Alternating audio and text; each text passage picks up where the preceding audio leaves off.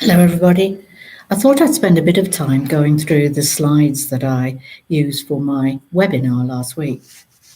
Not everybody could make it, and although the webinar took about an hour and a half, I'm going to do in the next 15 minutes to try and go through the slides so that you, as an individual, can look at them at your leisure and also try to question what's actually happening within your organisation. So, I'm not going to read through the slides one by one, but just to say there are many issues affecting HR at the moment. There are contemporary issues around the size of our organisation, its growth, and dare I say it, even that word Brexit, which may or may not be affecting some of you. There are also issues that are happening in the market. Are we busier or are we quieter than before? Are there skills shortages or are there in fact a much looser labour markets available to us? So, all those things are happening. And one of the things that is really clear is that HR has to be flexible, more agile, more capable to take on those new tasks, those new challenges. No longer are we just about recruiting, selection, and may I say, firing people. We're also not only those departments which are on the fringes. We are key to and strategic partners within that organisation.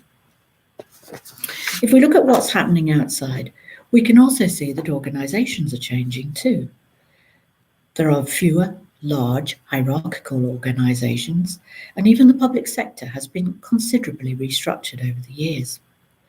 More and more of us are operating within small to medium enterprises, and SMEs operate quite differently. We also know that we have a changing arena for the population out there. We're far more diverse, and also the baby boomers are now starting to retire, and in some cases that has created a real skills shortage.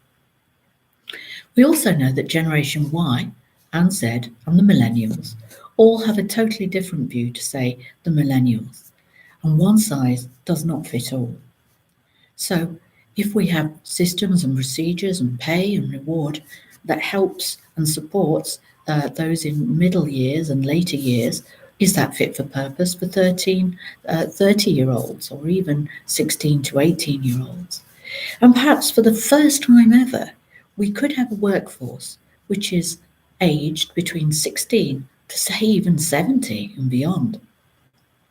Working more flexibly and with changes to the pension rights and rules and regulations, people could work indefinitely if it fits a business need. So what does that mean? Well, it means that HR has to have strategies that accommodate what's happening outside of the business and inside of the business. And as you've been doing your reading over the last 4 to 5 weeks, you will also have found that it's very difficult to define what is HRM. I'd even go to say that some writers have said that it's actually an enigma, and that it is an enigma in that it is a variety of different views, and there's no one agreed framework. We've also discussed best fit, best practice, and also resource-based views. You might also have discussed evolutionary and revolutionary approaches. As you work through some of the materials and as you read perhaps some of the more current HRM articles as part of your own research, you will notice that HR is taking on some of the words that maybe have come from the IT world. For example, hackathon, or even becoming more lean and more agile. Yes, so what is HR? Well, Armstrong said that its purpose to ensure that the organisation is able to achieve success through people. One might say that's self-evident. One might also say that because people are perhaps our greatest asset and our most expensive asset, that we should take care of them. However, how do we take care of them in terms of our strategy? Do we look at them in terms of a horizontal strategy or a vertically integrated strategy? Both issues that we've started to discuss in our studies and will be continued throughout the next weeks. We also look at how HR has changed. So, for example, HR Mark 1, if we could call it that, was very much the sort of personnel type role. One could almost say in some organisations it was about looking after people and sometimes had the title of Hearts and Flowers. And it's less about that and more about saying, what do we want to offer to our people? What are we going to pay them? What reward are we going to have? And how does that fit in with the business? This also provides us with an opportunity to look at how we're structured, how we offer our services. Are we still organisations where people work 9 till 5 days a week? Those of you in retail have said we've never done that, but nonetheless, let's talk about a typical way of working, which might be, in the old days, Monday to Friday, 9 to 5. Now, we might have organisations where there is outsourcing, offshoring, shared services, or even in-house strategic partners. Some of you might recognise this, others might not. How are we perceived? Well, Ulrich, one of the writers on HR that you will come across quite frequently, suggested that we are often seen as either an employee champion or maybe an administrative partner. And perhaps that's the old domain. That is really looking at the paradigm where we were doing a lot of administration in terms of contracts and also payroll. However, if some of that is outsourced or located in other places, maybe we are more of an employee champion or even a change agent and strategic partner. Reflecting on that, do you think that HR is a strategic partner within your organisation, or do you think that line managers see them very much still as an administrative role? That said, some of you might say, well, not really quite sure. But Ulrich again wrote and said that perhaps HR might be seen as a three-legged stool.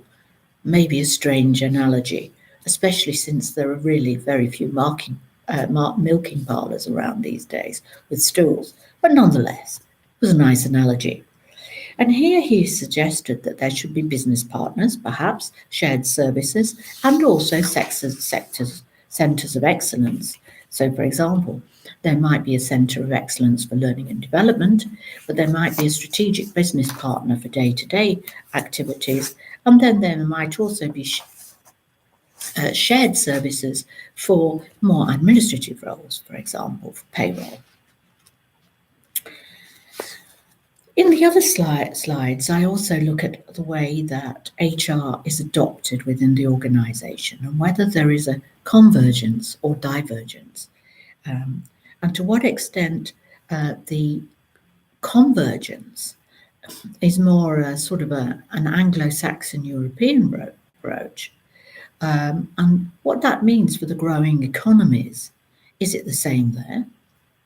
And for those of us that are operating globally, how is that affecting the way that HR is both A, seen and B, operates? And if we look at organisation theory as well, some of those issues around culture. To what extent is culture a product of how HR is operating? Or to what extent is the culture directing how HR operates? They're all conundrums and perhaps not ever the same in any one organisation. Hence why an HR practitioner that has operated within a leading retail organisation, then going to a small engineering company, might not be able to apply the same strategies. In my slides, I've also looked at different approaches, perhaps some of those different organisational typologies. But I think one of the interesting things that we might consider, and is more able for you to discuss as an individual, to what extent is the public ownership or private ownership of the organisation have an effect both on the culture and also on what drives HR. Another might be, well, to what extent, as we can see from the CLIPS slide, to what extent is not only culture but also location and the level of innovation within your organisation and where power and conflict lie. So that can make a lot of difference. And as we move on to Johnson and Scholes, I think some of you already are aware of the cultural web, but it's very difficult sometimes for people to forget what has happened in organisations. When people say they've affected cultural change, I think that really is only half the story, because very often cultural change has taken many years. It's not a quick fix. Because, of course, the organisation's memory is very, very long. We all remember the halcyon days of summer when, of course, we could all do what we wanted and all got paid very well, don't we? And I'm sure that some of you all have those stories within your organisation. So, we also have to consider that there are issues around power and conflict. I often say to students, how powerful is HR? Are we as powerful as finance? Are we as powerful as marketing? Also, how bureaucratic is your organisation? Does that have an impact on how we operate?